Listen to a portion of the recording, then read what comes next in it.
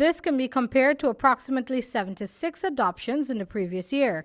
During an interview with this newscast, Kesina Jardine explained that more often than not, young children are chosen to be adopted over teenagers. Most persons, when they come in and they're interested in applying for adoption and adopting a child, they usually seek between 0, a newborn, to 5 years old, because they believe that once a child is that young, if the child is that young, the bonding would be better and so on, and the child would be able to grow with that family. The administrative manager of adoption attached to the Child Care Protection Agency explained that while most of the families that have adopted children are of middle income and high income statuses, the emotional well-being of the child remains paramount to all else. They must be able to provide for that child.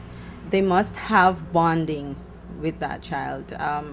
Because that's important. Bonding with a child is more important than whether maybe you have enough money to support that child. According to Jardine, the recommendation for adoption is, to some extent, the CPA's last resort. If there is a child that's in one of our children's homes that is biologically related to you, it might not be your biological child, but it might be a cousin of yours or a niece, a nephew, and you just visit this child often. But if you can provide a home for that child, do that instead of having an adoption done.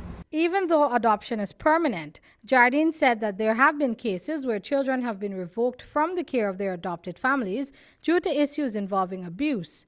In other cases, the adopting families might have had a change of decision due to unfortunate circumstances. But they have not been many. If we want to talk about percentage, maybe it might be just less than 1% revocation, because we have 2 ongoing matters currently. Rihanna Ahmad, Age GP Nightly News.